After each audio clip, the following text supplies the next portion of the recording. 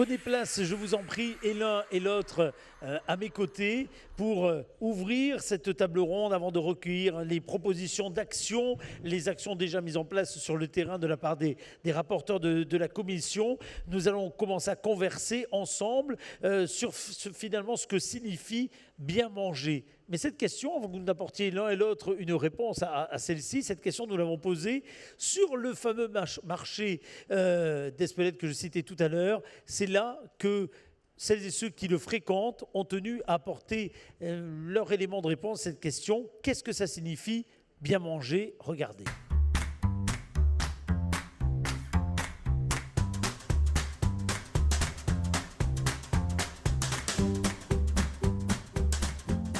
Bien manger. Moi je suis épicurienne, donc c'est beaucoup.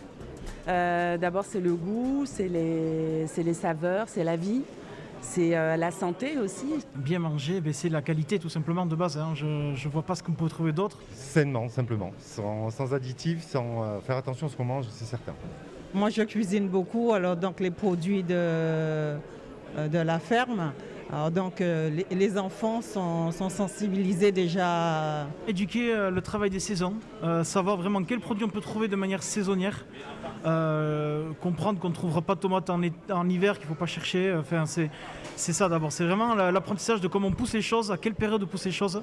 Pour les enfants qui vont à la cantine, s'ils leur apportent des produits sains, ils vont forcément apprendre à avoir le goût des produits authentiques en fait, et donc ils vont faire la différence après eux-mêmes en grandissant.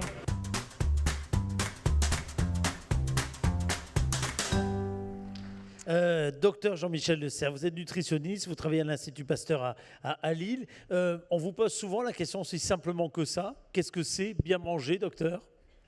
Oui, on me la pose souvent cette question. Quand je suis à table avec d'autres personnes, les gens me disent toujours on va regarder ton assiette et puis on verra comment tu manges. Hier soir, c'est arrivé d'ailleurs. Bien manger, il faut d'abord se rappeler que manger a plusieurs fonctions. Et ces trois fonctions, il faut toujours les avoir en tête. La première fonction de l'acte alimentaire, c'est de nourrir, bien entendu. Oui. Nourrir pour grandir quand on est enfant, pour entretenir, pour réparer, pour restaurer, se restaurer. C'est la première fonction alimentaire et bien sûr, elle est vitale. Mais les deux autres fonctions sont tout aussi importantes. La deuxième, à côté de nourrir, c'est de réjouir. Et cette fonction est extrêmement importante parce que c'est elle qui nous pousse à manger.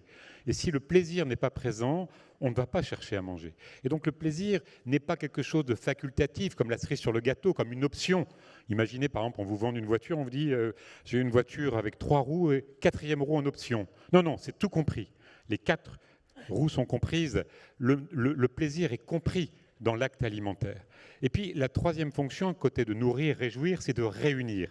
On le voit ici d'ailleurs, le plaisir que les gens ont de se restaurer, de manger, de parler, parce que manger, ça sert à parler, ça sert à rencontrer les autres. C'est une fonction sociale essentielle. Et quand on n'a pas ces trois fonctions qui sont réunies, il nous manque toujours quelque chose. Et je crois qu'il faut vraiment garder toujours cela en tête, parce que sinon, eh bien, on est amputé d'une des fonctions importantes de l'alimentation. Et ça a toujours été, dans l'histoire de l'humanité et des hommes, quelque chose qui est partagé par tous. Donc ces trois fonctions sont essentielles. Bien sûr, il y a la dimension santé, mais je dirais la première dimension que nous avons réussi à obtenir grâce au travail de tous depuis des générations et des générations, c'est d'apporter suffisamment de nourriture. Et aujourd'hui, on y est. Alors après, le bien manger, c'est effectivement 2 ou 3 principes que j'évoquerai peut-être tout à l'heure si ça vous intéresse. Mais voilà, déjà gardons ça en tête. Je vous confirme qu'on va évoquer ces principes dans quelques instants et puis on va peut-être profiter de votre présence pour également balayer quelques idées reçues, ou en tout cas que je vous interroge sur quelques idées reçues que l'on se fait et des questions qui remontent lorsque on parle du fameux bien manger. Ces questions d'ailleurs, docteur, je vous donne le micro. Docteur Pougel, vous êtes médecin conseiller chef à la MSA et vous réalisez entre autres une quinzaine de conférences par an sur différents sujets, et pas que 15 conférences évidemment. Ces sujets ne sont pas tous liés évidemment à l'alimentation, mais cela dit, dans les questions qui sont ouvertes au public, vous m'avez dit en préparant cette table ronde qu'il y avait souvent des questions liées à l'alimentation qui revenaient. Ces questions, on verra tout à l'heure avec votre collègue et confrère, si finalement les réponses sont les mêmes entre celles et ceux qui, comment dire, véhiculent quelques idées, commentent, et puis ceux qui, comme vous d'ailleurs, hein, sont des médecins. Un nutritionniste d'ailleurs, j'aurais dû commencer par là. Un nutritionniste, qu'est-ce que c'est ? Nutritionniste, c'est une compétence, mais ce n'est pas un métier. On peut être diététicien nutritionniste, on peut être ingénieur nutritionniste, on peut être aussi médecin nutritionniste. Médecin nutritionniste, il a fait des études de médecine, puis ensuite une spécialisation, et il est médecin nutritionniste. C'est-à-dire que la nutrition est un élément tellement important dans la santé qu'il y a de quoi faire un médecin nutritionniste. Je vous pose cette question parce que derrière ce mot nutritionniste, on met souvent l'éducation alimentaire, on met souvent finalement une capacité, non pas simplement à soigner, mais quelque part évidemment à montrer, éduquer, à transmettre, hein, quelque part ce qu'il faudrait faire. Est-ce que vous faites partie de ceux qui pensent qu'il y a une méthode? Vous avez remarqué que je fais bien attention à ne pas dire un régime. Mais est-ce que vous faites partie de ceux qui pensent qu'il n'y a qu'une méthode, qu'il n'y a qu'une réponse? Lorsqu'on vous demande tel aliment est-il bon? Est-ce que je peux manger de telle ou telle chose? Ou est-ce que vous faites partie de ceux qui pensent qu'au contraire, il y a finalement une pluralité de réponses comme une pluralité d'individus? Oui, une méthode pour apprendre à manger, c'est d'abord l'exemple des parents. C'est la première méthode. C'est la méthode implicite, c'est-à-dire que quand on voit ses parents qui mangent et qu'on aime ses parents, eh bien on aime manger ce que nos parents qui nous aiment nous donnent à manger. Donc il y a dans l'alimentation un acte d'amour. C'est quelque chose qui est très important, ça. Donner à manger, faire à manger, c'est donner de l'amour aux personnes avec qui on est. Et donc l'exemple parental est essentiel. Après, on peut expliquer, bien sûr, des choses aussi évidentes que ce qui n'est pas bon, c'est de manger trop de quelque chose. Parce qu'on nous dit toujours, est-ce qu'il y a des bons et de mauvais aliments? On pose toujours la question, les bonbons, c'est mauvais ou c'est bon? D'abord, les bonbons, c'est 2 fois bon, puisqu'il y a bon. Il y a bon et bon. Donc oui, ça fait presque 3 fois. Donc en fait, un aliment n'est jamais bon ou mauvais. S'il est mauvais, il doit être interdit et retiré du commerce. Il faut le vendre dans les drogueries, mais il ne faut pas le vendre dans les grandes surfaces. Donc il n'y a pas d'aliments bons et mauvais. Il y a des aliments qui ont des qualités et d'autres aliments qui ont d'autres qualités. Et on voit très bien, à partir du moment où on a compris qu'il n'y a pas d'aliments bons et mauvais, que la variété alimentaire est la base de tout. En fait, il y a quelque chose à transmettre, c'est qu'il faut manger le plus varié possible. Moi, je donne parfois un chiffre et vous pouvez vous amuser à le tester chez vous.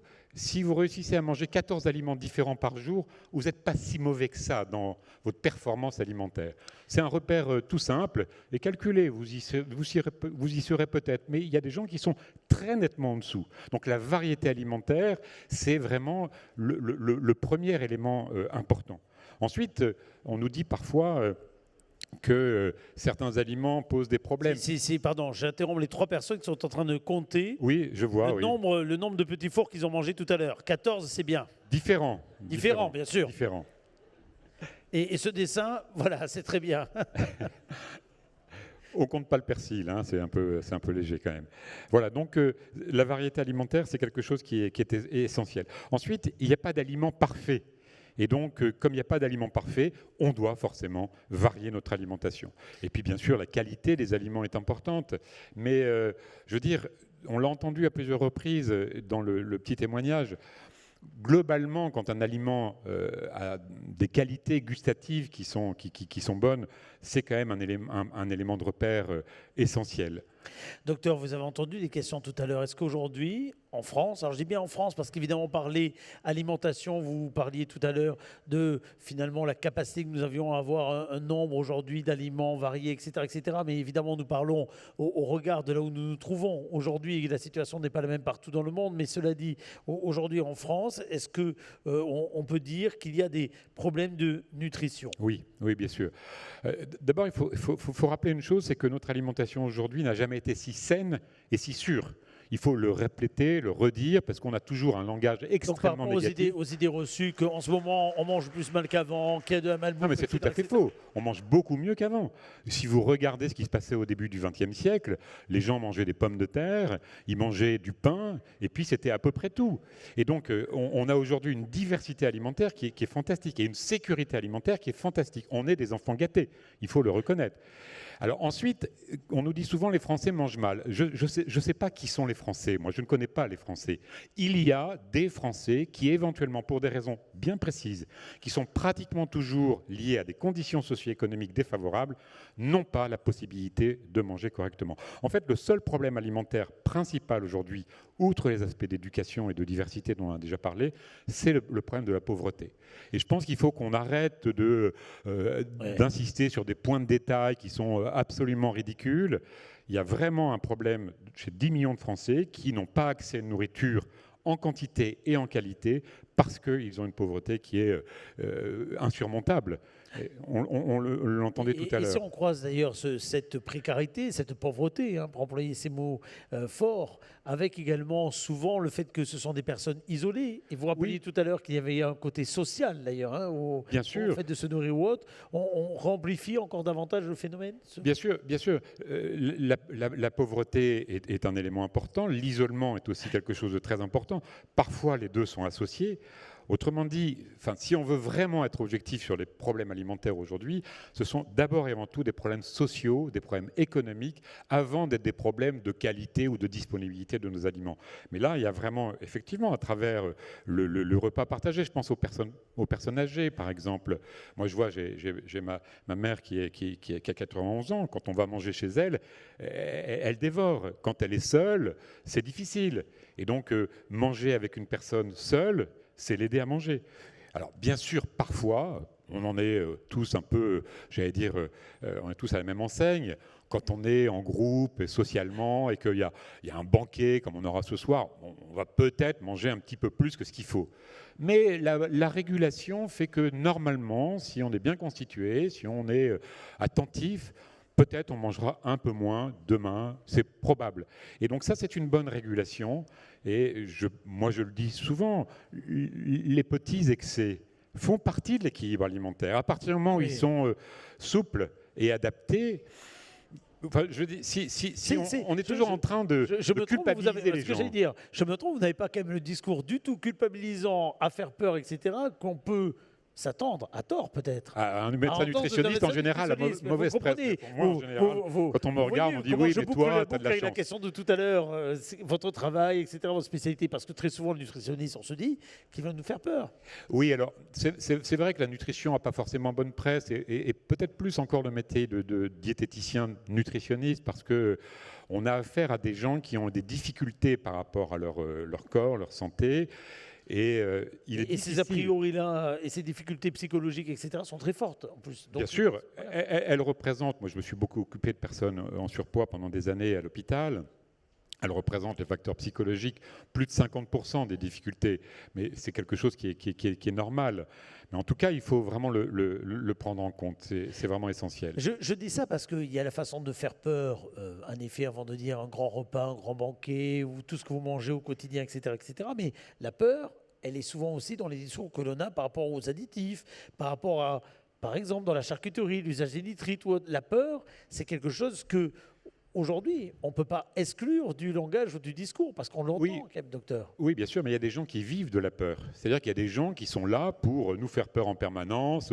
Moi, je me rappelle, certains vendent des tas de livres en ce moment. J'avais été faire une conférence à Strasbourg il y a quelques années, et puis j'avais été invité, c'était dans une grande librairie, donc il y avait plein de livres qui étaient affichés. Le mien, il n'y était pas, enfin, c'est pas important. Et tous les livres étaient vous êtes empoisonné, des poisons, etc. C'était absolument affolant. Et à un moment donné, j'ai dit ce que j'ai dit tout à l'heure, c'est-à-dire que notre alimentation n'a jamais été si bonne, si sûre et si saine, même s'il y a des défauts, même s'il y a encore des choses à améliorer. D'ailleurs, nous, on travaille beaucoup sur ces questions-là. Et quand j'ai dit ça, les gens étaient un peu révoltés en disant « Oui, mais vous n'y connaissez rien, vous n'avez pas... » Enfin voilà, c'était absolument ridicule. Ce qui ne veut pas dire qu'il faut continuer à améliorer. Il y a des additifs qui posent des problèmes, il y a des contaminants qu'on ne connaissait pas et qui sont là, qu'ils soient naturels ou non d'ailleurs. Par exemple, aujourd'hui, la question des mycotoxines est sans doute plus importante que celle de certains additifs. Et ça, de dire ça, c'est pas souvent d'ailleurs ce que l'on peut entendre.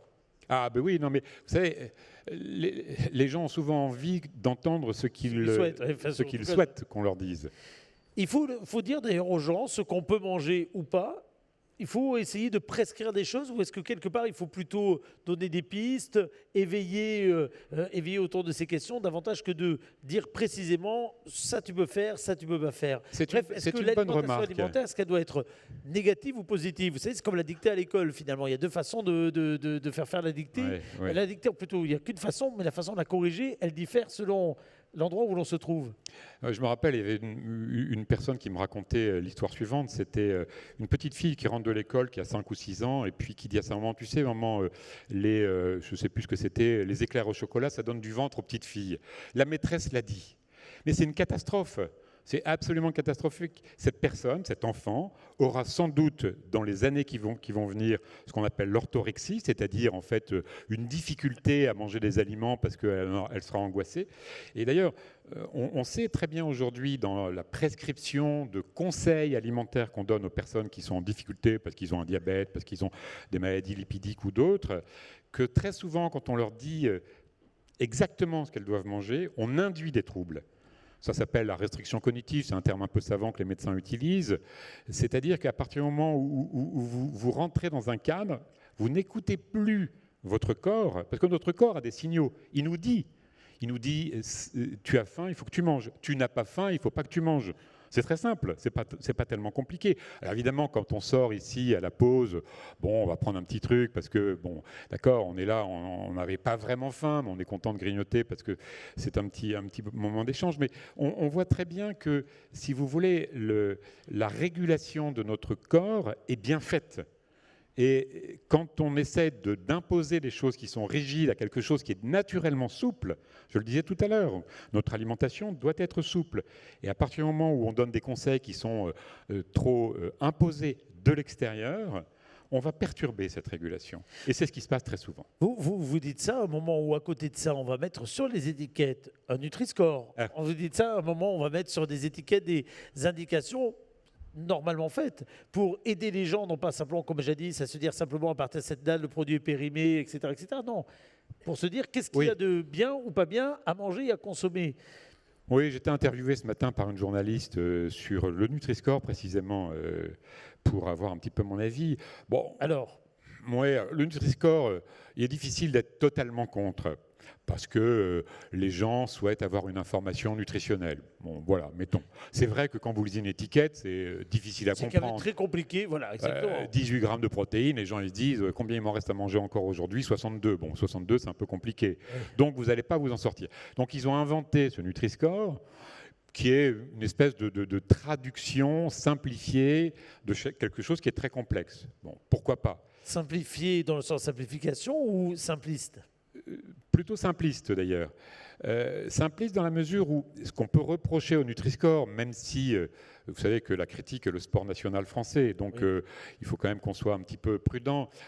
Je le critique, mais s'il n'existait pas, on le critiquerait aussi. Donc on va être nuancé.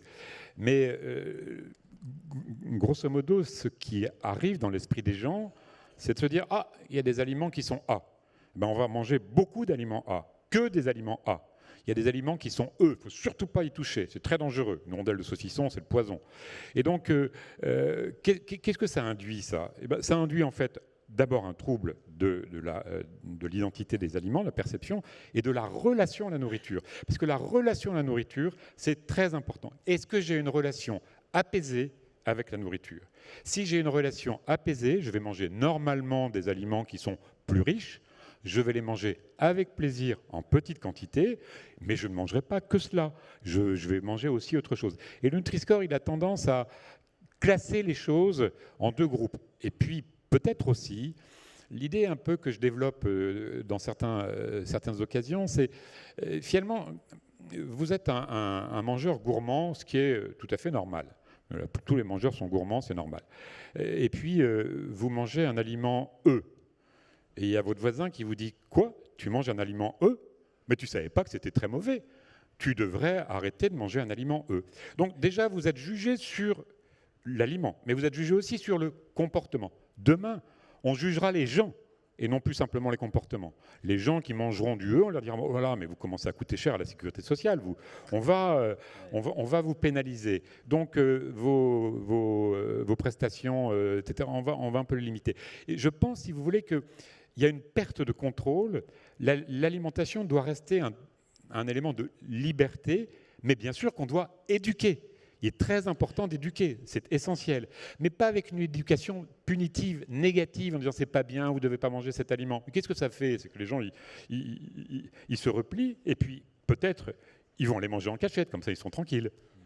Alors, vous allez pouvoir continuer, regarder pendant ce temps ce dessin qui arrive. Cela dit, ce dessin il me permet de revenir sur une des questions qu'on a posées tout à l'heure, à la première table ronde. Il est tout à fait lié, cela dit. Docteur, aujourd'hui, véritablement, est-ce qu'on peut bien manger avec un petit budget? Oui, bien sûr, on peut bien manger avec un petit budget. Mais le problème du petit budget, si vous voulez, c'est le suivant. C'est-à-dire que si vous dites aux gens, vous avez un petit budget, et donc je vais vous donner des aliments pour un petit budget, mais les gens ne sont pas très contents. Parce qu'ils disent, quoi, vous m'avez dit que je dois manger des aliments pour un petit budget, mais vous me prenez pour qui? Et en fait, si vous dites aux gens, il faut manger des lentilles parce que tu es pauvre, ça ne va pas. Et d'ailleurs, on voit très bien qu'aujourd'hui, c'est les riches qui mangent des lentilles. Absolument, ce que j'allais dire. Comme c'est les riches qui mangent des lentilles, demain, les pauvres mangeront des lentilles parce que les riches mangent des lentilles. Et donc, en fait, on peut manger avec un petit budget. Si vous mangez des sardines, des œufs et des lentilles, il n'y a pas de tout. Rajouter des poireaux pour faire l'équilibre alimentaire et puis une tasse de lait. Donc là, vous êtes à peu près bon. Bien sûr, vous pouvez manger avec un petit budget. Mais voilà, il y a la façon de présenter les choses. Parce que sinon, on enferme les gens dans une situation un petit peu, comment dire, négative. Est-ce que notre définition de bien manger en France est la même que la définition, entre guillemets, universelle? Est-ce que chez nous, justement, autour de cette culture qu'il y a et de cet aspect culturel qu'il y a à la gastronomie au bien manger, on met derrière les mêmes choses sur des mêmes mots? Non, en fait, pour savoir ce qu'il faut... Pour avoir quelques repères sur la bonne alimentation, moi je dis toujours il y a trois éléments. Le premier élément, c'est qu'il n'y a pas de mauvais aliments. J'ai déjà dit plusieurs fois. Je me répète, comme ça rentre dans la tête des gens. Deuxièmement, il n'y a pas d'aliments parfaits. Donc il n'y a pas d'aliments mauvais. Donc ce qui est mauvais, c'est les excès. On est d'accord. Les petits excès, ça fait partie de la vie. Mais il n'y a pas d'aliments parfaits, donc la variété. Et le troisième élément, pour répondre à votre question, il n'y a pas d'aliments indispensables. Qu'est-ce que ça veut dire, pas d'aliments indispensables? Ça veut dire que pour manger des protéines, vous avez plusieurs choix. Vous pouvez manger du soja, vous pouvez manger du poisson, vous pouvez manger des œufs, vous pouvez manger des insectes, vous pouvez manger plein de choses. Et ça, c'est culturel. Et donc, il n'y a pas un mode alimentaire universel, culturel, qu'on devrait imposer. Mais il y a un mode alimentaire français. Et le mode alimentaire français, il est caractérisé par une grande diversité. Et ça, c'est extraordinaire. Donc, on ne peut pas exactement considérer qu'il y a un mode alimentaire universel.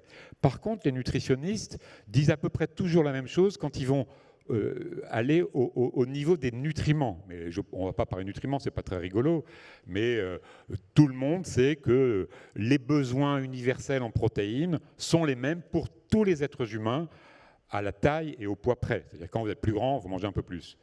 Voilà, mais c'est à peu près... Voilà. Donc il y a des besoins qui sont à peu près identiques, mais la traduction des besoins n'est pas la même. Alors, avant de prendre comment dire, les questions qui arrivent par SMS, continuez d'ailleurs aujourd'hui, vous rappelez le numéro 06 44 63 07 14 et notamment vous faire réagir sur des idées reçues. Je l'ai dit tout à l'heure, on va parler bio tout à l'heure, on va parler vegan, on va essayer de parler intégriste, alimentaire, etc. avec vous. J'aimerais vous retourner vers votre confrère, docteur Christian Pougel. Vous, je le disais tout à l'heure, vous animez des conférences débats en santé, organisées par les élus MSA, plutôt dans les territoires ruraux. Hein, il faut le préciser. Je pense que votre micro va fonctionner. Touchez à rien, à mon avis. Allez-y, retentez. Ça marche? Oui. Formidable. Formidable. La moitié du temps, souvent, de vos conférences est consacrée aux échanges avec le public, parce que vous aimez bien ce contact très direct. Alors là, nous avons le filtre des questions par SMS, mais généralement, c'est plutôt de l'interaction dans ce que vous proposez. J'ai bien redit en milieu rural, un peu volontairement, parce que je ne sais pas si les questions dont nous allons maintenant révéler le contenu, qui ont trait à la santé, à l'alimentation, au bien manger, sont les mêmes en milieu rural qu'en milieu urbain. Et d'ailleurs, ça va être intéressant d'entendre votre avis sur ce point-là. Mais aujourd'hui, est-ce que vous me confirmez que ces questions liées, encore une fois, au bien manger, elles sont quelque part en fil rouge lorsque vous traitez des AVC, lorsque vous traitez de tas d'autres problèmes de santé en préventif, elles sont bien au cœur des préoccupations de celles et ceux qui assistent à ces conférences? Oui. Donc, comme vous dites, il y a plusieurs styles de conférences débats ou forums hein, qu'on anime en Sud-Aquitaine. Le titre peut être l'alimentation, par exemple alimentation données scientifiques récentes. Ouais. Vous voyez, c'est assez précis. Ça peut être les AVC, comment peut-on protéger son cerveau? L'alimentation jouera évidemment un rôle hein, en prévention, mais il n'y a pas que ça. Il n'y a pas que ça, mais ça joue un rôle important. Ça peut être les maladies cardiovasculaires, donc des thèmes très médicaux finalement. Alors, bon, j'ai pratiqué la médecine générale en milieu urbain plusieurs années, donc je m'intéressais déjà à l'alimentation et je voyais bien avec les échanges le style de questions que me posaient les gens, même si ça a évolué depuis lors, hein, depuis une vingtaine d'années. Pour moi, en milieu rural, il y a une autre approche quand même. Les gens sont beaucoup plus pragmatiques. Je n'ai dans le public... C'est la journée du bon sens aujourd'hui, la journée mondiale du bon sens. Oui. C'est tout à fait ça. Je n'ai quasiment jamais de questions sur des régimes très farfelus. Voilà. Ce qui veut dire par opposition que vous en aviez quand vous étiez en ville. Absolument. Bien sûr, à ce moment-là, on ne parlait pas de véganisme, on disait végétalisme. Oui. Mais oui, tout à fait, ce n'est pas la même patientèle. Oui, c'est ça. Ça veut dire que, mine de rien, en campagne encore, en territoire rural, alors même qu'on est censé mieux connaître, entre guillemets, les produits, soit que l'on cultive, soit qu'un voisin est en train de cultiver, ou les productions animales ou autres, on n'est pas exemple non plus de se poser tout de même des questions, oui. Y compris de bon sens, mais on s'en pose tout de même. Bien sûr. Alors, les conférences débats axées uniquement sur l'alimentation, soit j'utilise un PowerPoint, par exemple, pour fixer les idées, soit de manière interactive, directement, sans support. Mais alors, c'est quoi le palmarès des questions aujourd'hui qui reviennent le plus souvent? Allez. Alors, le palmarès des questions, tous les aliments, en fait, y passent, un par un. D'accord.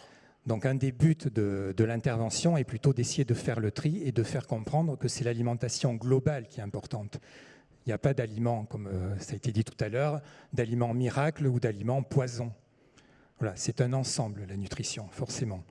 Donc, les questions qui reviennent le plus souvent, bon, si vous voulez, les questions un petit peu qui donnent lieu à polémique, le bio. Ah. Bon, ça revient. Alors, commençons en effet par ces idées reçues, cela dit, parce qu'on va pouvoir le faire en zigzag. Permettons-nous de faire cette partie de la table ronde un petit peu en zigzag. Sur le bio, dans les questions qui reviennent, y compris encore une fois en zone rurale, hein, je le redis bien, quelles sont-elles?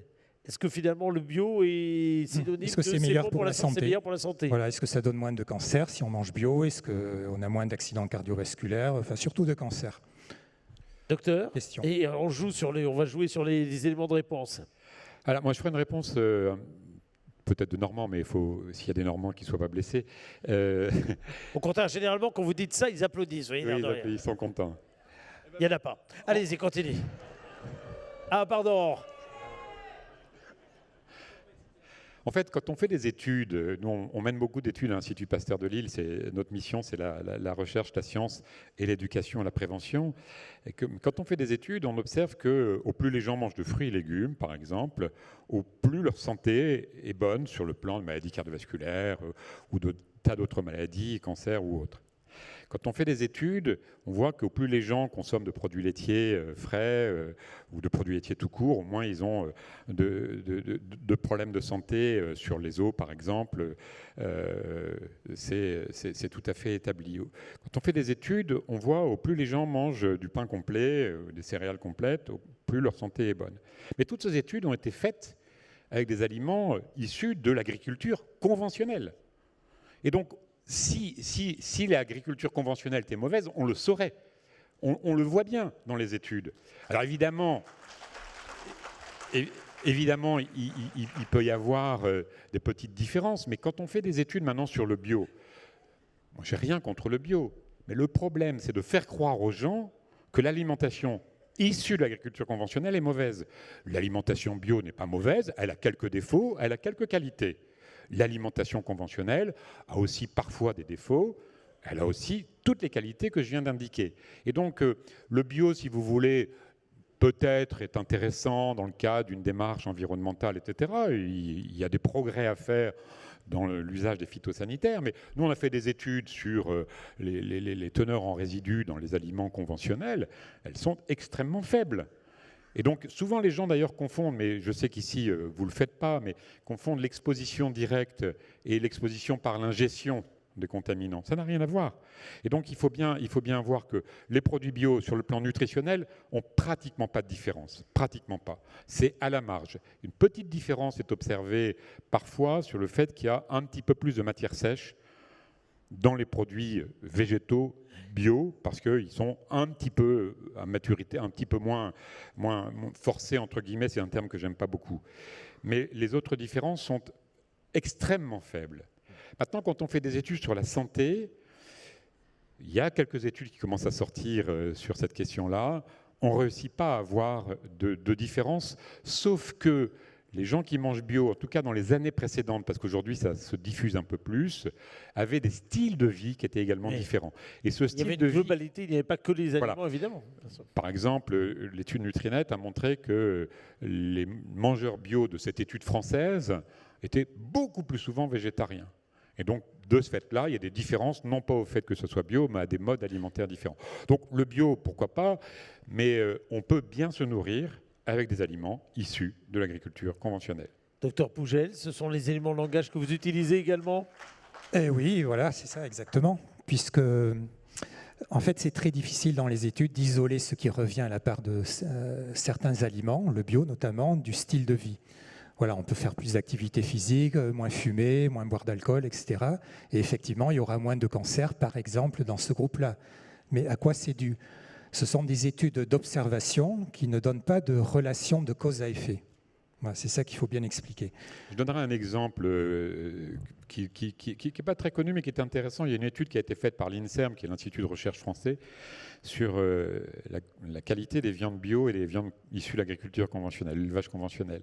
C'est très intéressant cette étude, parce qu'elle a montré qu'il n'y avait aucune différence sur les contaminants, de façon, comme on dit dans le langage savant, statistiquement significative. Aucune différence. Il y avait quand même un peu plus de contaminants atmosphériques dans les viandes issues de l'agriculture bio. Et ça, c'est tout à fait logique, parce que l'exposition aérienne n'est pas la même. Voilà, donc c'est pas quelque chose qui justifie qu'on crie au loup, parce que les différences n'étaient pas, j'allais dire, pertinentes sur le plan de la santé. Mais voilà la réalité. Cette étude n'a pas fait beaucoup de bruit. Le bio, premier sujet, les viandes. Les protéines animales, en général. Ça revient souvent, docteur Pougel, dans vos conférences sur le terrain? Viande et charcuterie, oui, bien sûr. Puisque, en fait, on est bombardé d'informations nutritionnelles par les médias, n'importe où, les articles de presse. Voilà. En fait, le but, c'est un peu de faire le tri, de relativiser certaines choses. Bon, la viande, c'est très symbolique. C'est un aliment gastronomique, très culturel. Il y a une forte charge émotionnelle. Donc, certaines personnes, mais moins dans le public rural, pensent que la viande, c'est nocif. Ça donne le cancer du côlon, etc. Donc, il faut bien expliquer que c'est une question de quantité, déjà. Donc, il faut donner des repères. La même réserve pour la charcuterie, j'imagine? C'est une question de quantité, de fréquence et de quantité. Il faut donner des repères, c'est ça, pas des normes. Il ne faut pas être directif. Et puis, il faut relativiser. Je vais vous donner juste quelques chiffres très très vite fait. Le cancer du côlon, on dit que l'excès de viande rouge augmente le risque de cancer du côlon de 18%. Dit comme ça, on a peur. On se dit, oulala, je vais en manger une fois par semaine tout au plus.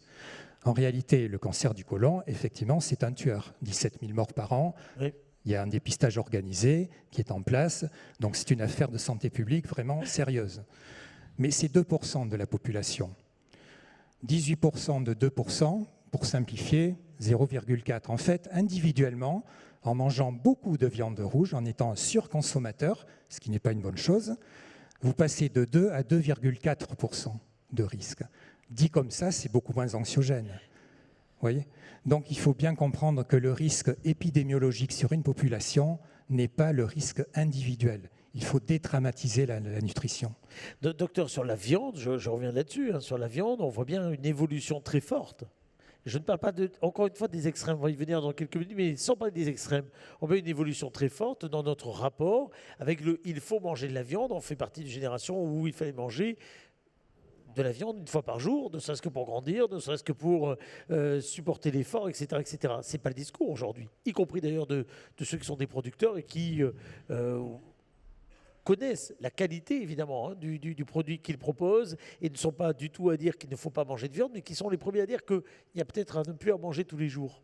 Oui, bien sûr, la viande n'est pas indispensable, on peut s'en passer, hein, c'est pas un problème, mais on n'est pas obligé de s'en passer. On peut, mais on n'est pas obligé. Hein. Entre le peut et on C'est doit, bien retourné, voilà. pas la même chose. Sûr. En fait, le problème très souvent, c'est qu'on globalise. On dit, très souvent, je suis interviewé, les gens disent les Français mangent trop de viande. Mais encore une fois, quels Français? La moyenne en France de consommation de viande est environ, tout compris, hein, tout compris, tous les produits carnés sauf le poisson, c'est environ 130 grammes. 130 grammes, c'est, disons, un chiffre qui est relativement élevé, mais qui concerne... Enfin, le problème, c'est surtout ceux qui en mangent vraiment trop et qui représentent 25% de la population. Donc les 25% doivent en manger moins parce que le trop n'est pas bon. Mais c'est tout, c'est le trop. Alors maintenant, est-ce qu'on peut se passer de la viande? Oui. Est-ce qu'on doit se passer de la viande? Non. Mais par contre, apprendre à en manger moins quand on en mange de trop, c'est une évidence. Et puis, il y a aussi des choses qui sont assez amusantes. C'est que parfois, on dit, oui, les contaminants, on en a parlé tout à l'heure. La façon dont on prépare les aliments est importante aussi. Par exemple, alors je sais que les gens ne sont pas toujours ravis quand on leur dit ça. Là, je ne vais pas forcément faire recette, mais faire griller la viande systématiquement n'est pas une bonne chose. La faire au barbecue régulièrement n'est pas une bonne chose. Ce qui est une bonne chose... Ne me regardez pas comme ça. Allez-y. Ce qui est une bonne chose, c'est de varier les modes de cuisson. Donc on revient toujours dans la variété. Si midi et soir, ou même tous les midis, vous faites de la viande grillée à la poêle ou autrement, ou sur un revêtement quelconque, ou encore moins bien au barbecue, là, vous allez avoir une erreur. Donc, en fait, il faut bien regarder la globalité des choses. Et puis, le mangeur de viande, la viande ne pose pas de problème en soi, mais avec quoi la mange-t-il?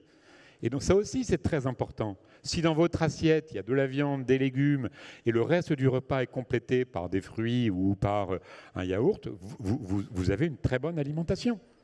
Double question. Est-ce que le développement d'un enfant se fait normalement sans protéines, peut se faire normalement sans protéines animales? Et ensuite, il y aura la même question avec le rôle du lait. Alors c'est intéressant parce que là aussi, autour du lait, il y a eu une véritable évolution au cours de ces 20 ou 30 dernières années. Alors commençons par la partie protéines animales. L'enfant a besoin de protéines de bonne qualité pour grandir. Et quand on substitue le lait par des jus végétaux chez les enfants, c'est une catastrophe, absolument catastrophe. Il y a même des situations où il y a eu des dénutritions et des cas mortels connus lors de la substitution de lait par des jus végétaux chez les enfants. Après, quand l'enfant grandit, il n'est plus nourrisson, il n'a plus tout à fait les mêmes besoins. Il peut consommer davantage de protéines végétales. Mais pour sa santé globale, il vaut mieux qu'il y ait un équilibre de protéines animales et de protéines végétales. Pourquoi? Parce que la viande, ce n'est pas que des protéines, c'est aussi du fer. Parce que le lait, ce n'est pas que des protéines, c'est aussi du calcium.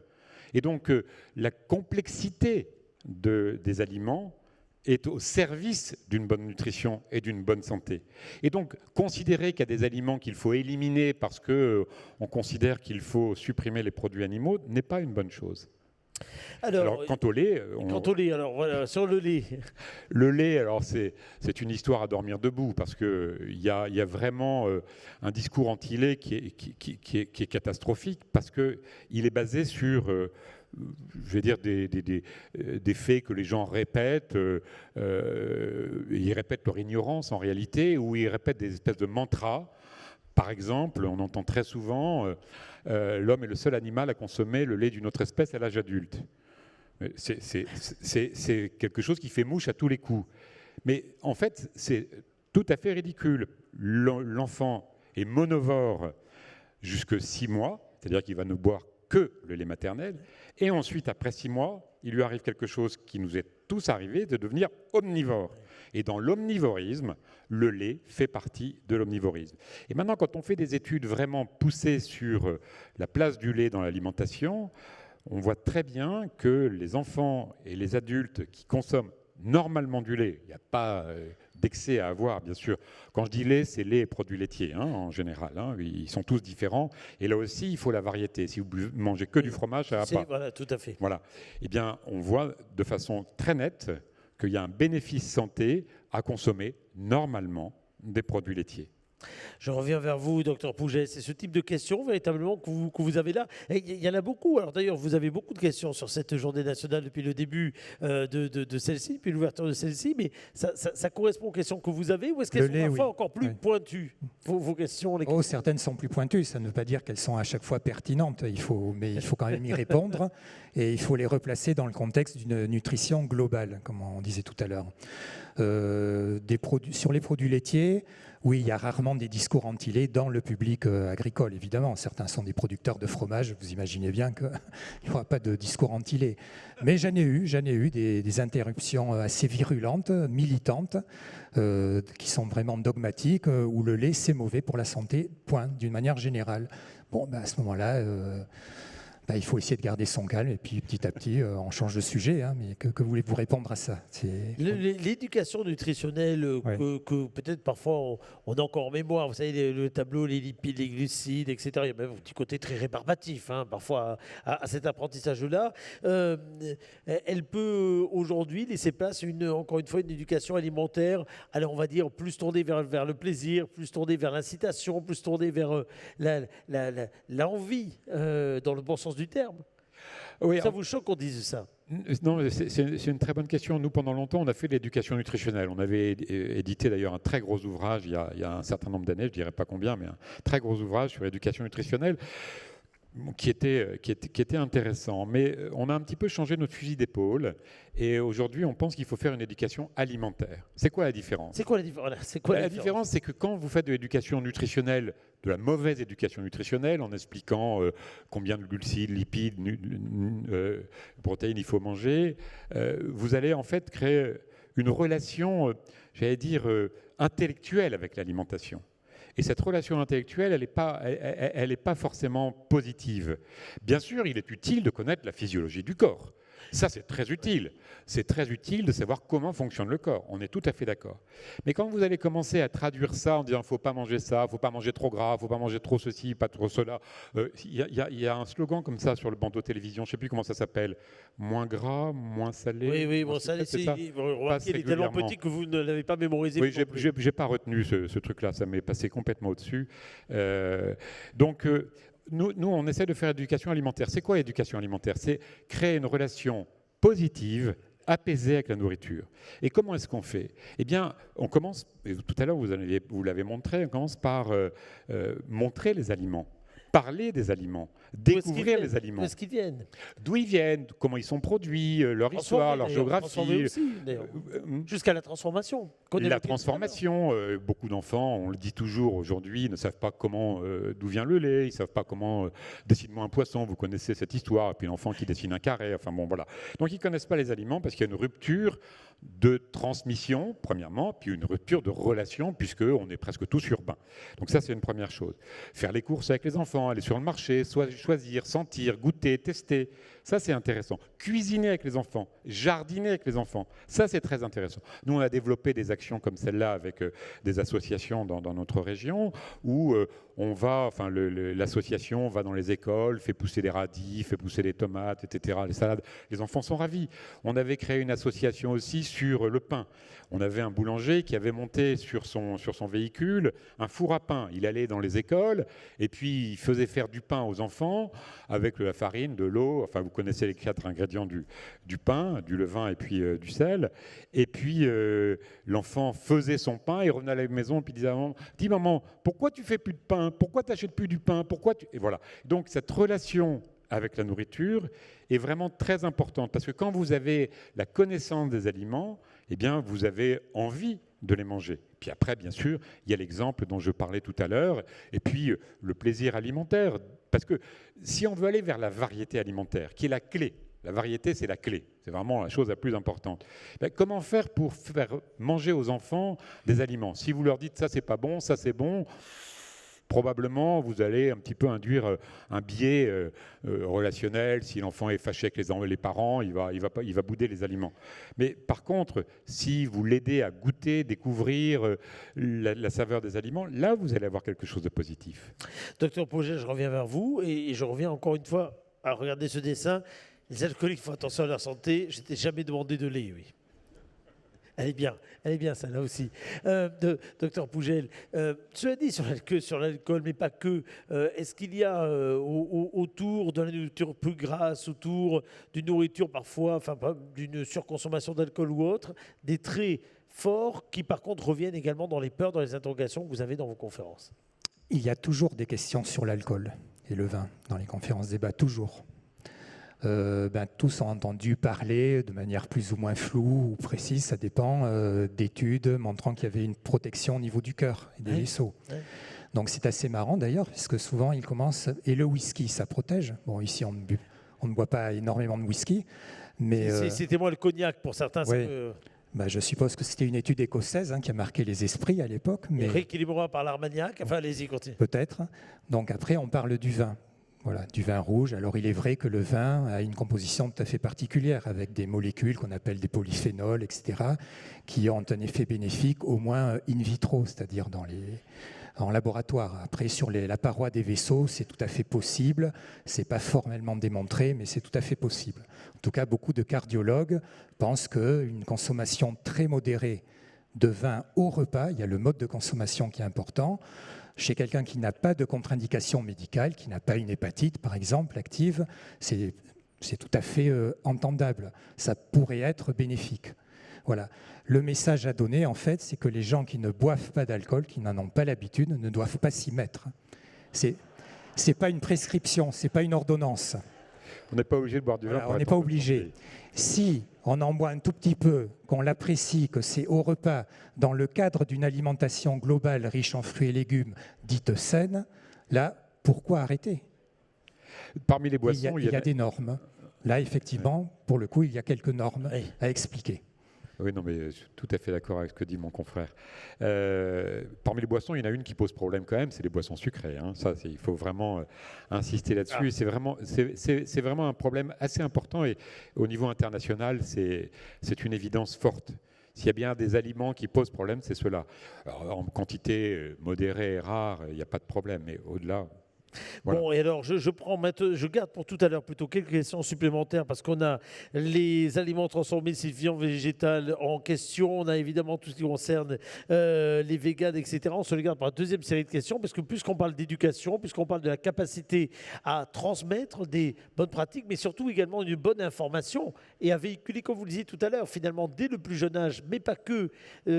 Des informations qui permettent ensuite d'avoir des comportements alimentaires dont vous rappelez tout à l'heure l'importance. Je vais faire appel sans plus tarder à nos deux rapporteurs, à nos deux experts pour qu'ils nous rejoignent ici même. Je vais demander à celles et ceux qui ont travaillé sur la question de faire quelques pas jusqu'à nous. Je cherche leur nom de façon très discrète, vous l'avez bien compris sur mes fiches. Et je demande ici à monter sur scène à Jean-Paul Jaffrès, animateur Vie Mutuelle ICMS Armorique, à Patricia Saget-Castex. Vous les applaudissez, s'il vous plaît. Prenez place, je vous en prie. Je vous fais venir maintenant parce que le sujet que nous venons d'évoquer, il est en droit fil lié avec cette volonté de renforcer l'information et l'éducation des jeunes qui vous anime et que vous avez fait ressortir très fortement dans le groupe de travail qui vous a rassemblé. Ma première question, elle est relativement simple. Est-ce que selon vous, c'est à la MSA, je vais y aller très simplement, est-ce que c'est à la MSA aussi de se saisir de ce sujet et donc de quelque part s'intéresser à la façon de renforcer l'information et l'éducation des jeunes? Encore une fois, une cible importante avec des actions de prévention qu'on imagine, mais au-delà, des actions d'éducation dans le sens noble du terme. C'est à la MSA de se saisir, entre guillemets, de ces questions. Qui veut répondre? Moi, ça me semble primordial pour la MSA en tant que régime de protection sociale. Nous avons quand même une mission de service public en matière de santé publique et la prévention, c'est tout à fait dans notre champ de compétences. Donc c'est bien à nous, MSA de nous saisir de ces sujets.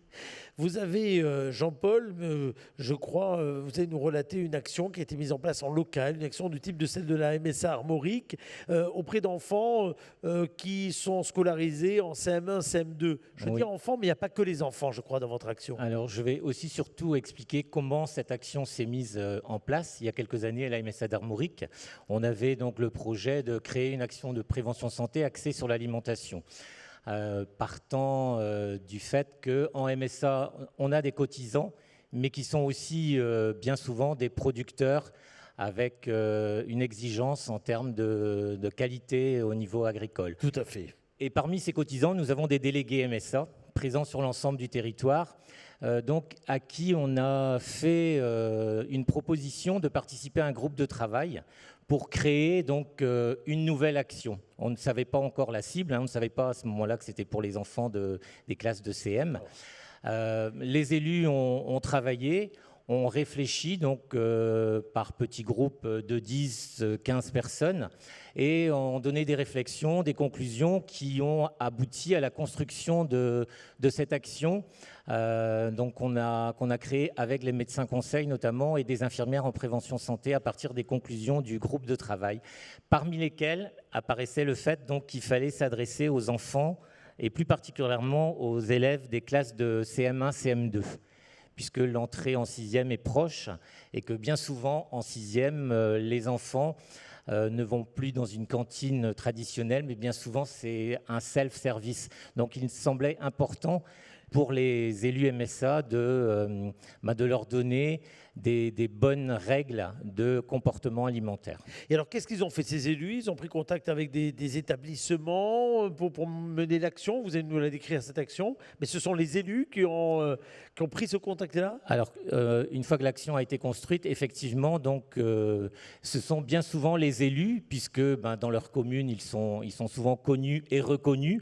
Et ils contactent directement le directeur ou la directrice de l'école et ils proposent donc que l'on vienne réaliser cette action de prévention auprès de leurs enfants. Cette action se découpe de quelle façon? Alors, elle se déroule en 3 phases.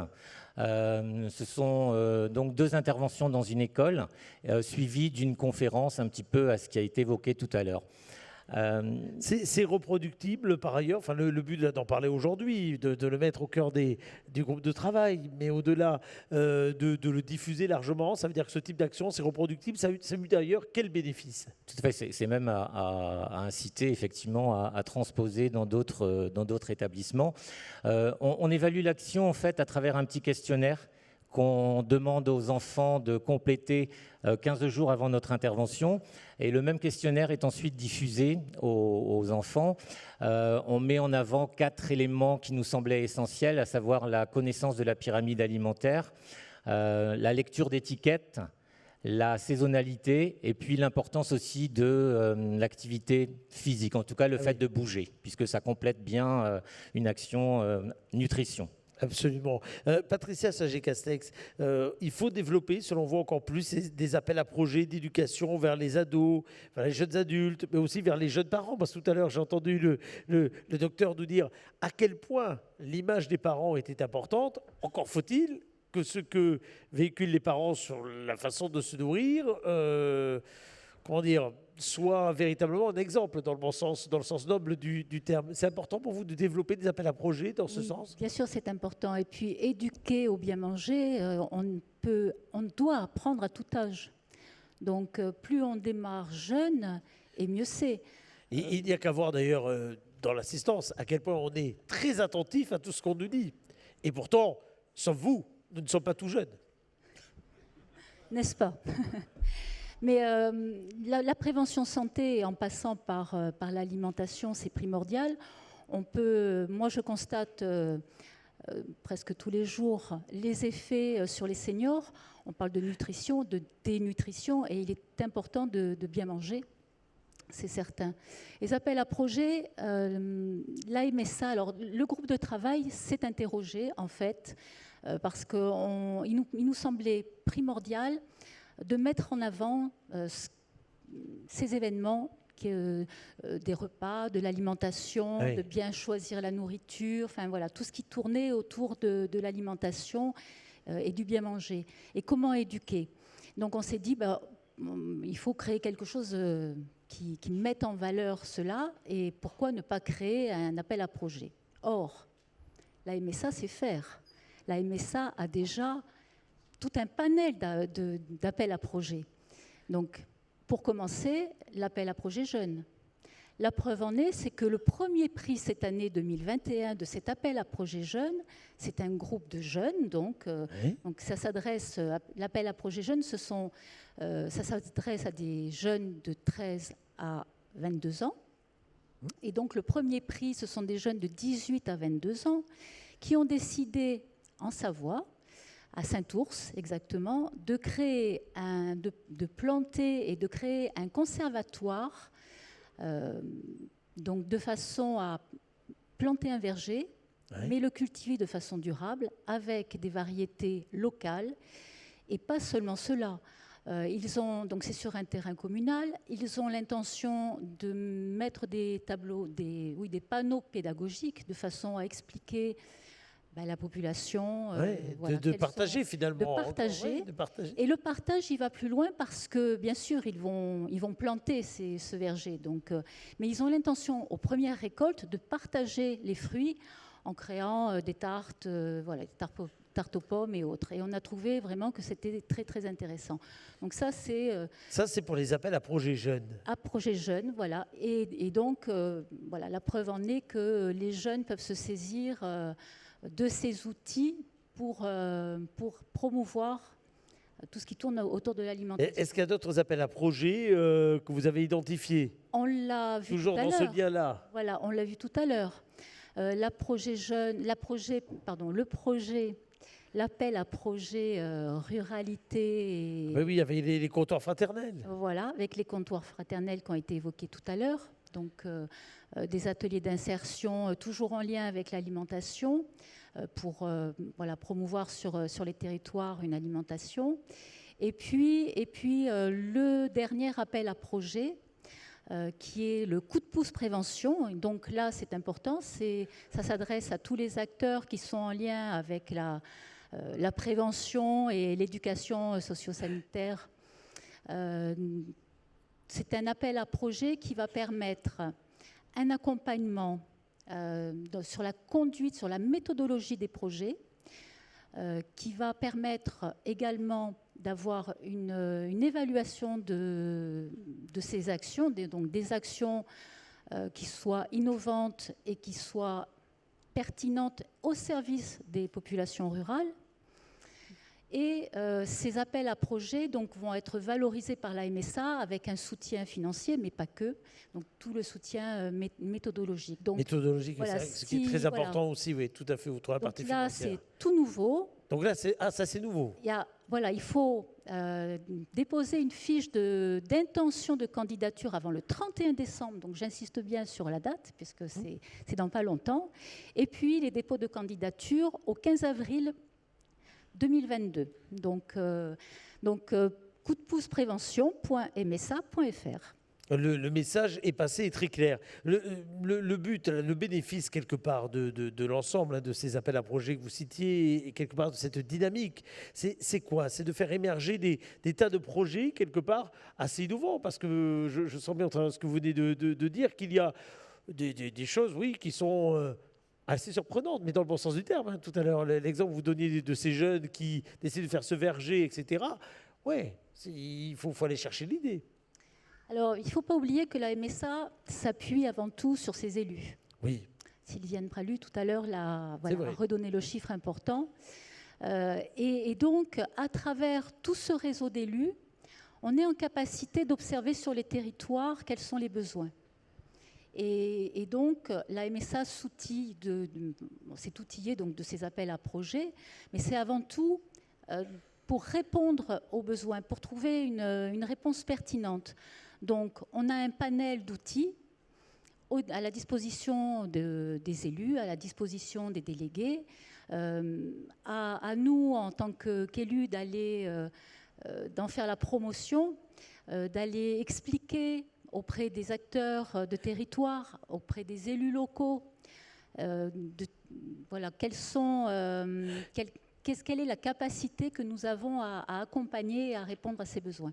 Est-ce que ça veut dire également qu'il faut savoir identifier quelque part, Jean-Paul, localement des actions qui pourraient émerger de toutes sortes d'ailleurs, parfois celles que vous initiez bien sûr, mais au-delà des actions qui sont initiées par des associations, des acteurs de la vie civile, etc. Est-ce que là aussi il n'y a pas un levier très important pour quelque part véhiculer toutes ces bonnes pratiques dont nous parlons depuis le début de cette table ronde? C'est vrai que souvent les élus MSA, mais aussi les élus locaux, contribuent à dynamiser le milieu rural en s'associant pour proposer des actions de prévention ou en les complétant. Je ne sais pas si c'est au forum que vous vouliez faire allusion, parce que je dis ça parce que le forum alimentation MSA Armorique a été cité par exemple avec un rôle très intéressant autour de véhiculer. Qui va être mis en place là à l'initiative des élus, notamment du secteur, le 20 novembre prochain, précédé de nos interventions écoles que j'ai évoquées tout à l'heure. Ce forum sera l'occasion aussi sur une journée de faire la promotion du bien manger à travers différents stands de professionnels, mais les élus MSA seront également présents pour promouvoir leur production et expliquer aussi leur métier. Mais ce forum alimentation qui existe là du côté de la MSA Armorique, j'imagine qu'il peut y avoir telle ou telle autre initiative un peu partout sur le territoire. Donc le but c'est bien ça, c'est d'être en amont, de les identifier, de les faire émerger. Parce que autour des établissements scolaires, autour de lieux de cuisine, on a parlé tout à l'heure aussi de l'importance de tous les professionnels de la restauration d'ailleurs, autour de ces sujets-là, on peut se dire que des initiatives peuvent émerger. Donc le but c'est ça, c'est se dire allez, à nous de nous en saisir et quelque part de les médiatiser, de leur donner plus d'importance, de leur donner du contenu aussi. Je crois qu'il faut être surtout réactif en fonction des territoires et des besoins. Je vais vous donner un exemple. Nous sommes en plein dans les vacances de la Toussaint. Donc, dans la caisse Midi-Pyrénées Sud, un établissement avec qui on a conventionné, s'est rendu compte que pendant le confinement, les élèves avaient pris un peu d'embonpoint. Et donc, il faut bien sûr garder à l'esprit le bien manger, que ce soit ludique aussi. Et donc, ils ont mis en place, et ça se passe là en ce moment, un Top Chef. Ah oui. Un Top Chef avec les parents et les enfants. C'est pour ça que le docteur Le Cerf l'a évoqué tout à l'heure. Le lien parent. Il est important d'avoir ce partage-là aussi. De façon à confectionner le meilleur petit déjeuner, alors avec des thèmes différents, 1000 saveurs, petit déjeuner équilibré, etc. Et voilà, ça c'est une initiative locale. Allez-y, si vous avez 2-3 autres exemples, allez-y. Un autre exemple précis, alors toujours dans ma caisse. Allez-y, vous avez le droit. Pendant le confinement, donc, on ne pouvait pas se rencontrer. Et donc, on a mis en place des webconférences avec des diététiciennes de façon à accompagner les parents, les jeunes parents. Alors, c'est aussi en lien avec la parentalité. Donc, on tourne autour de la parentalité, le lien social et du coup, la nutrition. Donc, des petites webconférences où on faisait participer effectivement les parents, les enfants, sur la création de repas équilibrés, et c'était un échange assez intéressant. Donc oui, il faut rebondir et il faut s'adapter, mais ça c'est le propre de la MESA. Vous l'avez très bien dit, vous l'avez très bien rappelé. Est-ce qu'il faut également aller plus loin avec une forme d'action un petit peu nationale, concertée? Parce que là, on parle de tout ce qui est local et qui a sa richesse sur des périmètres donnés. Est-ce qu'il faut essayer de jouer groupé à un moment de ce sujet? C'est ce qui était ressorti du groupe de travail auquel nous participions, justement, que le fait que toutes ces actions locales puissent être transposées peut-être de manière,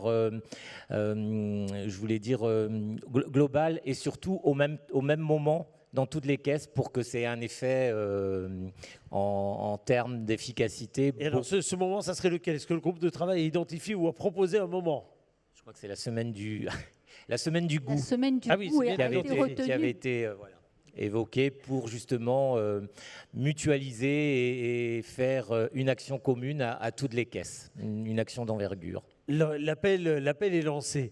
L'appel est lancé. En tout cas, merci pour ce compte rendu. Alors, on va continuer à prendre quelques questions. Dans les initiatives, d'ailleurs, qui ont été soulignées, celles-ci comme d'autres, les jardins de Cocagne qui ont un partenariat avec la Banque alimentaire pour une éducation alimentaire des publics en insertion.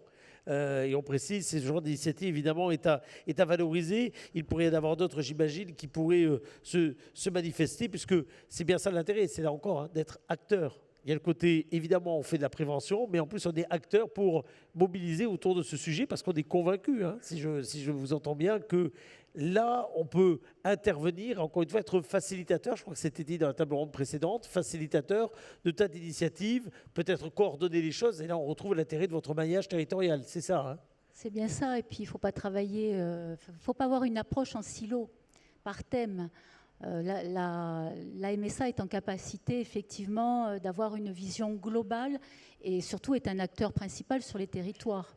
Donc voilà, il faut pouvoir arriver à concilier et l'insertion et l'alimentation et la production pour pouvoir répondre aux besoins alimentaires sur un territoire. C'est très clair. Je vous garde tous les quatre pour quelques questions qui sont arrivées tout à l'heure. Alors, et les questions que je vous ai gardées pour la fin. Que pensez-vous, docteur, des aliments transformés style viande végétale et autres produits? Les aliments transformés et les viandes végétales, c'est ça? Oui. En tout cas, les viandes végétales, vous en pensez quoi? D'abord, je ne sais pas ce que c'est qu'une viande végétale. C'est déjà une très bonne réponse. Vous avez soldé la réponse. Il y a des substituts végétaux de la viande, mais c'est tout. C'est des substituts végétaux. Donc, c'est des ersatz.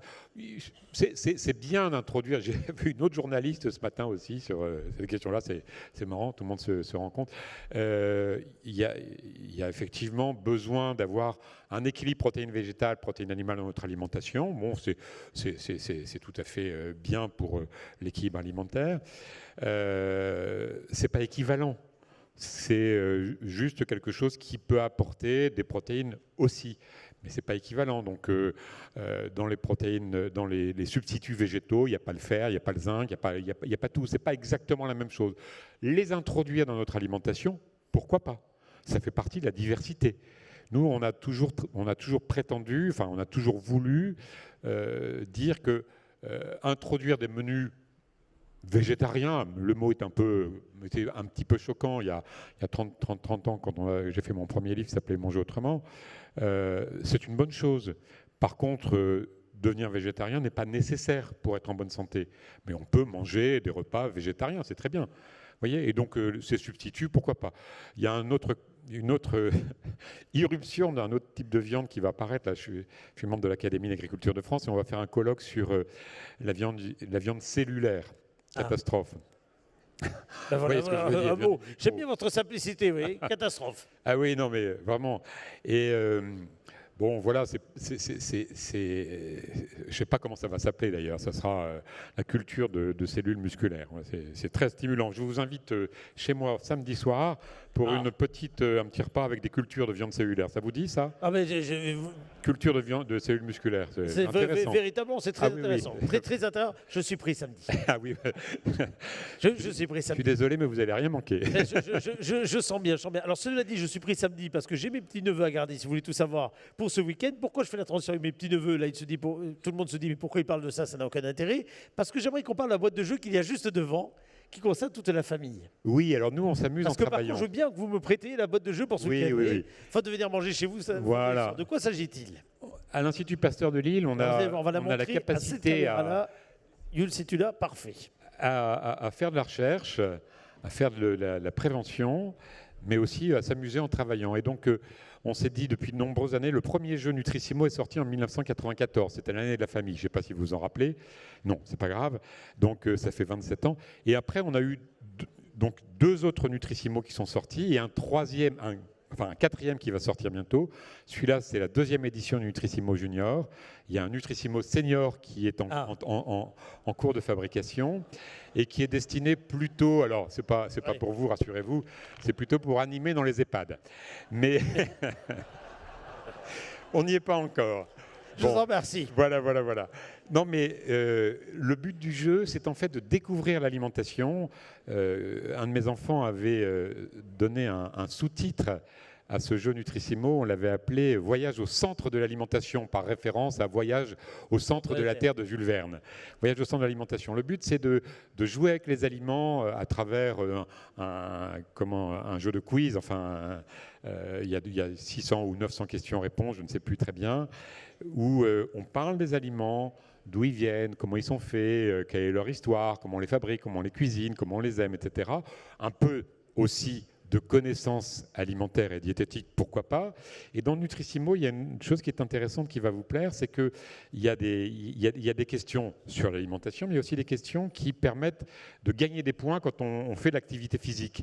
Parce que l'activité physique, c'est quelque chose qui est très important dans l'alimentation. Et alors, j'allais y venir. Parce c'est 50% de l'alimentation. Exactement. J'allais finir par cette série de questions, parce qu'il y a beaucoup de questions qui, évidemment, porte sur le lien activité physique, sport. Alors certaines de ces questions, c'est faut-il manger pour faire du sport ou à l'inverse, faut-il faire du sport pour compenser le trop manger? Je vous laisse répondre à cette grande interrogation. En fait, pour répondre à votre question, je vais faire un petit détour. Le service que je dirige à l'Institut Pasteur de Lille s'appelait Service Nutrition. Maintenant, il s'appelle Service Nutrition et Activité Physique. On a avec nous bien dire ce que ça veut dire. Des diététiciens, des éducateurs médico-sportifs, des chercheurs, des ingénieurs, des médecins, des scientifiques, etc. Mais donc, la nutrition comprend l'activité physique. Tout à l'heure, on parlait des problèmes alimentaires dans notre pays. Il y a des problèmes chez les pauvres. Les pauvres, c'est entre guillemets. Donc, chez les gens qui sont en situation de difficultés économiques et financières, et souvent, il y a d'autres difficultés avec. Mais un des gros problèmes, c'est la sédentarité. Et là, ça concerne tout le monde. Tout le monde. Absolument. Et ça, c'est un problème plus important que, j'allais dire, bien sûr, notre assiette, c'est très important. Moi, j'ai passé ma vie à m'occuper de l'alimentation, mais la sédentarité, et là, d'ailleurs, il faut que vous leviez tous, parce que vous êtes sédentaires depuis quelques minutes. Levez-vous. Absolument. Dégourdissez-vous les jambes. Voilà, c'est très, très important. Ça, c'est très bien. Alors, vous allez applaudir également pour les mains. Mais oui, c'est vrai. C'est essentiel. C'est vrai. Et d'ailleurs, c'est là où je vous dis, parce que moi, j'ai passé 20 ans à animer les mêmes exercices debout. Voilà. Et donc, comme ça, j'arrivais à bouger un petit peu. Et là, je m'ankylose. Et vous avez raison de le faire. Toutes les heures, il faut se lever au moins 5 minutes. Donc là, vous avez 5 minutes debout. Enfin, rasseyez-vous.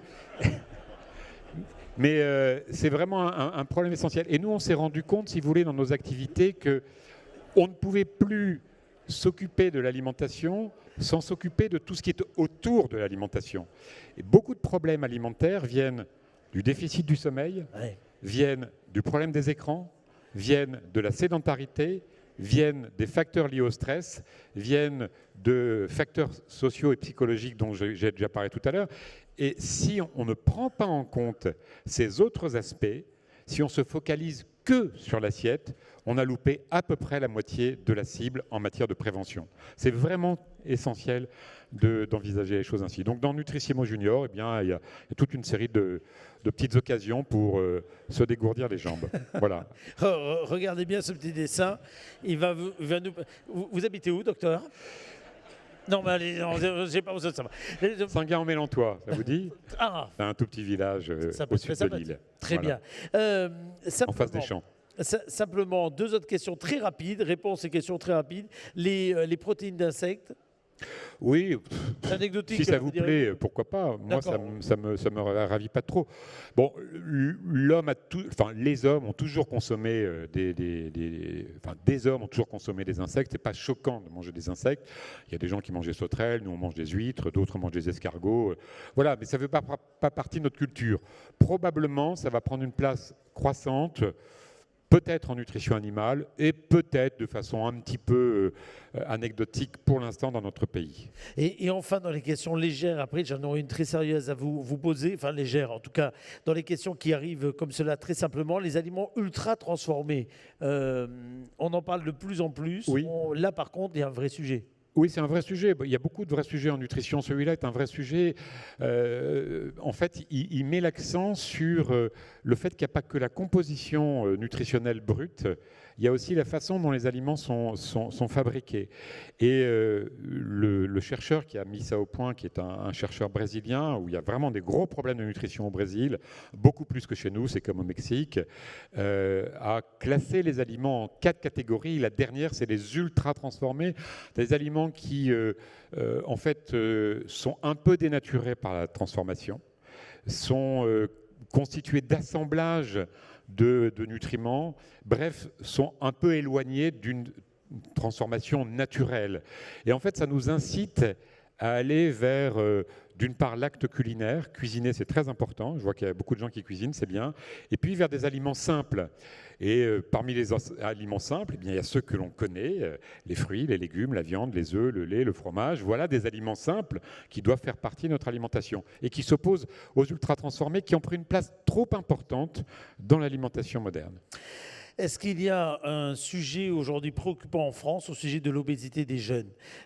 Conditions de vie, conditions de travail, éducation, vous le disiez d'ailleurs tout à l'heure, écran ou autre. Est-ce qu'on est à un moment aujourd'hui, cette question est très sérieuse, où il faut véritablement tirer la sonnette d'alarme? Oui et non. C'est-à-dire que la France est un des pays où l'obésité est quand même la moins importante par rapport à beaucoup d'autres pays occidentaux. La progression continue, mais elle s'est ralentie et on progresse beaucoup moins que dans d'autres pays et beaucoup moins que dans les pays émergents, par exemple. Pourquoi? Si vous prenez le Maghreb, la prévalence de l'obésité est beaucoup plus importante que dans notre pays. Alors, pourquoi chez nous? Probablement parce qu'on a gardé des rythmes alimentaires, et ça c'est important, c'est-à-dire qu'on mange au moment des repas. On mange le matin, on mange le midi et on mange le soir. Alors peut-être certains font plus que ça, mais le fait de garder ces rythmes est un élément essentiel. Peut-être aussi une tradition alimentaire du repas et de la complexité du repas qui nous protège un peu, mais dans les milieux moins aisés et en particulier à cause de la sédentarité et des boissons sucrées, c'est quelque chose qui progresse malheureusement encore un peu dans notre pays. Mais je dirais quand même, parce qu'on dramatise toujours, c'est vrai qu'on nous dit l'obésité. Aujourd'hui en France, on est à peu près, pour les jeunes, à 15%, enfin un peu plus dans le Nord malheureusement, 15 à 18% d'enfants en surpoids en obésité. Mais si on ne prend que l'obésité, on est à 5%. Ce qui veut dire que 95% des enfants français ne sont pas obèses. Il faut quand même le dire, parce que bon, on est toujours en train de nous dire c'est la panique. Par contre, avec l'âge, ça a tendance à augmenter. C'est un peu physiologique, mais c'est aussi lié peut-être à une sédentarité croissante liée à nos modes de vie. Les 2 dernières questions, promis, après on arrête parce qu'il est largement temps et largement l'heure, surtout si on veut garder du temps pour les buffets ce soir. Tout à fait. Vous voyez le rapport de cause à effet. Une question concernant la valeur nutritive entre le frais, le congelé et le surgelé. Oui, bon, je suis désolé pour la personne qui a posé la question, c'est un peu une question bateau, c'est pas dramatique. Vous pouvez me la traiter en 10 secondes. Voilà. Il y a des petites différences, mais il y a du mauvais frais et il y a du bon surgelé. Donc on peut peut-être... voilà, il y a des pertes de nutriments qui surviennent dès qu'on conserve longtemps des aliments, mais la surgélation les préserve assez bien, les conserve relativement bien, mais pas toutes, pas tous les nutriments. Voilà. La variété est aussi au rendez-vous, c'est un élément à garder en tête. Local, c'est forcément meilleur? Point d'interrogation. Pas forcément meilleur, mais il y a une certaine logique à essayer de se procurer des aliments qui sont fabriqués autour de chez nous. Mais comme le disait Sébastien Habis tout à l'heure, on ne peut pas avoir tout en local. Donc voilà, bon, le local nous rapproche un petit peu des aliments, et ça c'est bien parce que je connais le producteur, je connais voilà, il y a quelque chose de positif dans cette dimension-là. On vous remercie, docteur. Et docteur Pougel, les prochaines dates de conférence, j'imagine, sont déjà planifiées dans les territoires. Ça s'est arrêté là un petit peu avec évidemment la difficulté de se rassembler, qui jusqu'alors était encore malheureusement très prégnante. Oui, par la force des choses, hein, effectivement. Donc les premières réunions auront lieu sans doute début 2022. Il y a des réunions préparatoires en amont, justement, avec les élus du territoire, hein, pour choisir les thèmes, pour l'organisation, trouver les salles, etc.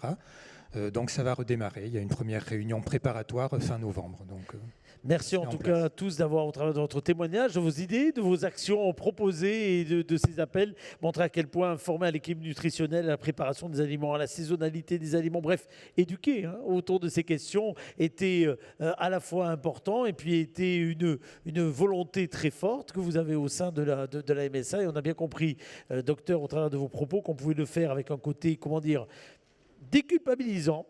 Moi, je retiens de cela, de vos propos, très volontaristes, déculpabilisants, et en tout cas avec une véritable volonté de voir au travers du bien manger tous les aspects, y compris d'ailleurs un aspect qui n'est pas que autour de la nutrition, mais qui est autour du bien-être ensemble et du bien vivre ensemble en général, c'est important. On va vous applaudir très fort. Merci beaucoup.